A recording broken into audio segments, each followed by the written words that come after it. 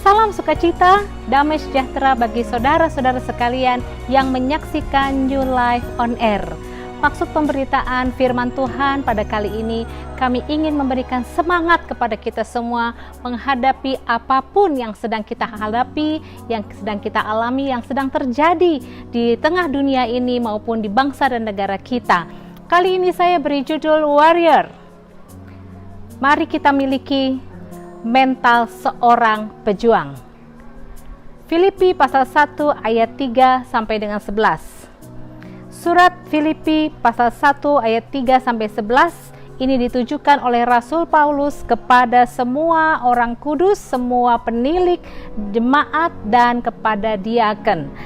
Ayat yang ketiga dan seterusnya, aku mengucap syukur kepada Allahku setiap kali aku mengingat kamu, dan setiap kali aku berdoa untuk kamu semua. Aku selalu berdoa dengan sukacita. Aku mengucap syukur kepada Allahku karena persekutuanmu dalam berita Injil mulai dari hari pertama sampai sekarang ini. Akan hal ini aku yakin sepenuhnya, yaitu Ia yang memulai pekerjaan yang baik di antara kamu akan meneruskannya sampai pada akhirnya pada hari Kristus Yesus.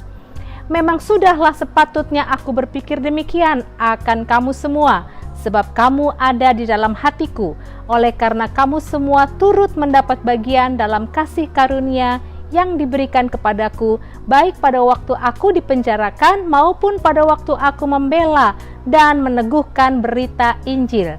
Sebab Allah adalah saksiku betapa aku dengan kasih mesra Kristus Yesus merindukan kamu sekalian. Dan inilah doaku, semoga kasihmu makin melimpah dalam pengetahuan yang benar dan dalam segala macam pengertian, sehingga kamu dapat memilih apa yang baik, supaya kamu suci dan tak bercacat menjelang hari Kristus, penuh dengan buah kebenaran yang dikerjakan oleh Yesus Kristus untuk memuliakan dan memuji Allah.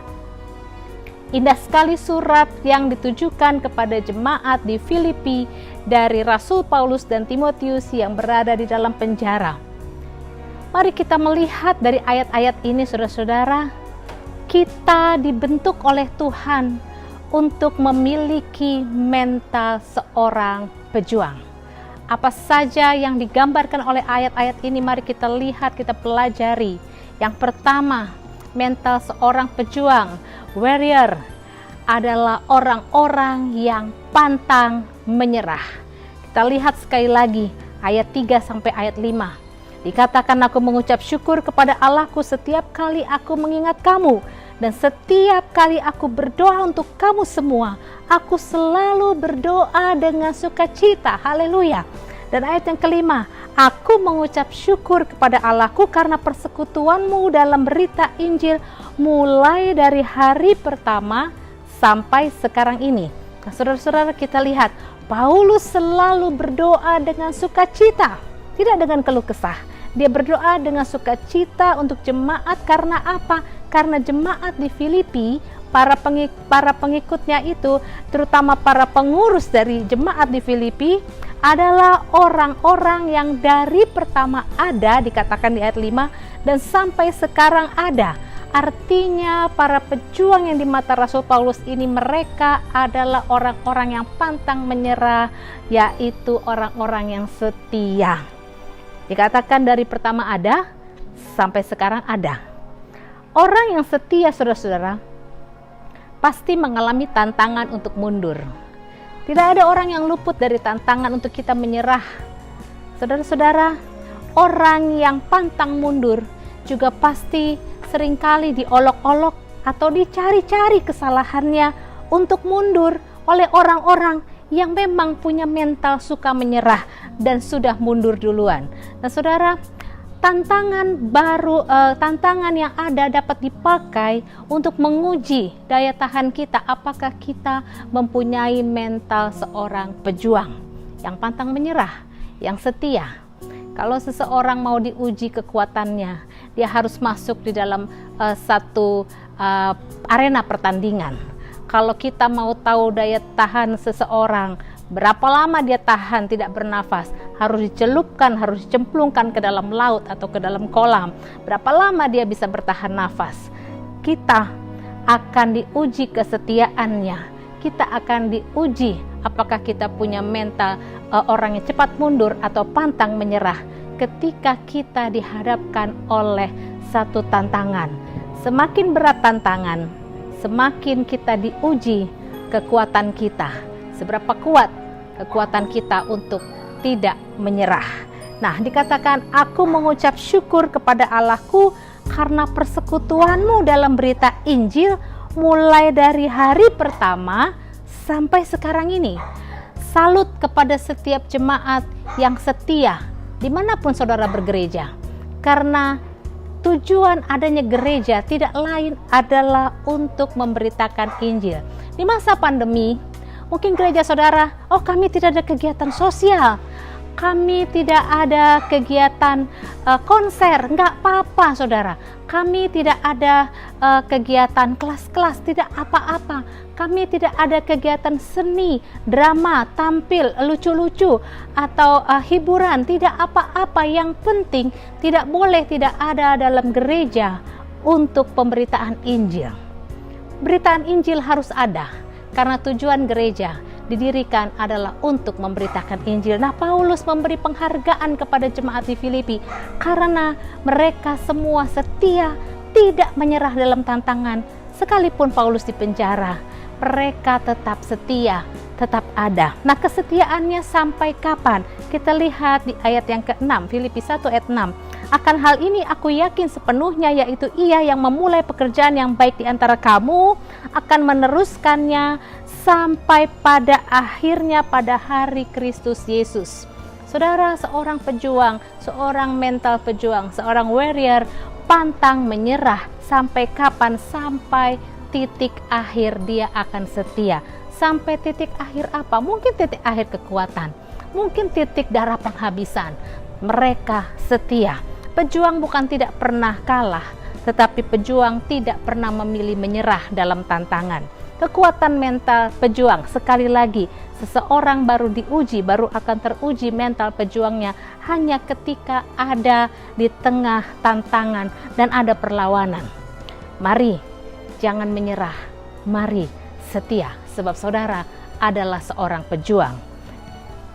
Yang kedua, saudara-saudara, mental seorang pejuang adalah mereka yang loyal kepada pemimpin. Kita lihat ayat yang ke-7.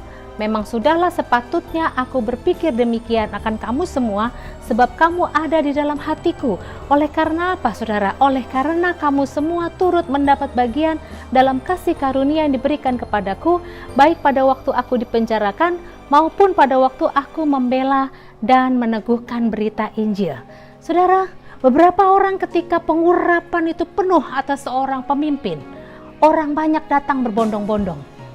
Ketika berkat itu banyak, maka orang banyak datang berbondong-bondong.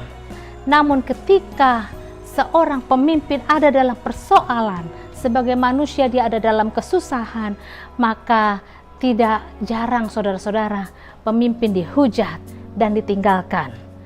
Mereka berkata, pemimpin saja punya masalah, punya banyak masalah, kita lari saja ke tempat lain. Nah, saudara, tidak demikian dengan jemaat di Filipi. Mereka tetap ada, dikatakan dari awalnya sampai hari ini, sampai sekarang masih ada. Waktu kapan itu masih ada? Waktu pemimpinnya Rasul Paulus berada di penjara. Filipi 1 ayat 8. Sebab Allah adalah saksiku betapa aku dengan kasih mesra Kristus Yesus merindukan kamu sekalian. Hubungan yang didasari kepentingan pasti berakhir dengan menyedihkan. Hubungan yang didasari oleh kepalsuan akan berakhir dengan tidak ada makna sama sekali. Namun hubungan yang didasari ketulusan akan menghasilkan kasih mesra, dan ketika mereka tidak ada bersama-sama, mereka akan saling mencari dan saling merindukan. Mereka akan saling menyapa walaupun dari jarak jauh. Mereka akan saling memperhatikan walau tidak bertemu. Saudara, bukankah yang sekarang terjadi sangat membatasi kita untuk bertemu, sangat membatasi kita untuk bersekutu bersama-sama secara fisik untuk tatap muka? Namun saudara, puji Tuhan, dengan adanya teknologi, kita masih bisa melakukan apa yang terjadi di antara pemimpin jemaat di Filipi dengan umat yang ada di Filipi. Mereka saling mencari, mereka saling merindukan, karena di situ ada hubungan yang didasari oleh kasih dan ketulusan.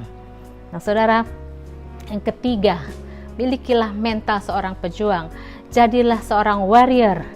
Hidupnya transparan dan kemajuannya nyata-nyata terlihat. Lihat ayat 9-11. Dan inilah doaku, semoga kasihmu makin melimpah dalam pengetahuan yang benar dan dalam segala macam pengertian, sehingga kamu dapat memilih apa yang baik, supaya kamu suci dan tak bercacat menjelang hari Kristus, penuh dengan kebenaran yang dikerjakan oleh Yesus Kristus untuk memuliakan dan memuji Allah.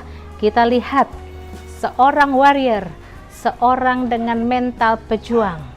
Dia akan dapat memilih dalam hidupnya apa yang baik, apa yang suci, yang tak bercacat, penuh dengan buah-buah kebenaran. Artinya, hidup orang yang punya mental pejuang akan terlihat kemajuannya secara nyata-nyata, pasti terlihat, dan hidupnya transparan, semuanya jelas, semuanya terbuka, tidak ada yang tersembunyi, semuanya terbuka dan dapat dilihat menjadi kesaksian oleh orang-orang lain yang berada di sekitarnya yang mengenal dia.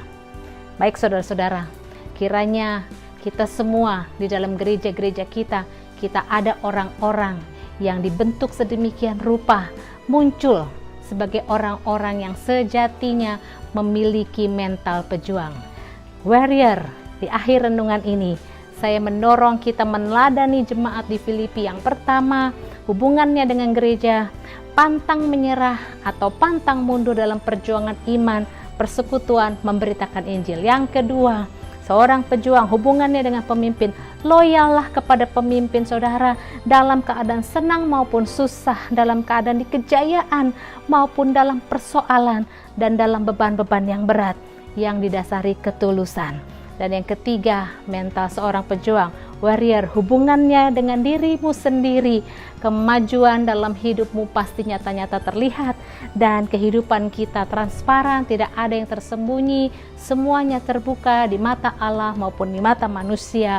Dan meneladani Rasul Paulus, kami ingin memberi penghargaan kepada jemaat Tuhan yang sudah menunjukkan sikap dan membuktikan kehidupannya memiliki mental pejuang seperti ini. Semangat saudara, jangan mundur, jangan menyerah. Mari, Anda adalah diciptakan Tuhan untuk menjadi pemenang dengan mental pejuang ini. Haleluya, Tuhan Yesus memberkati.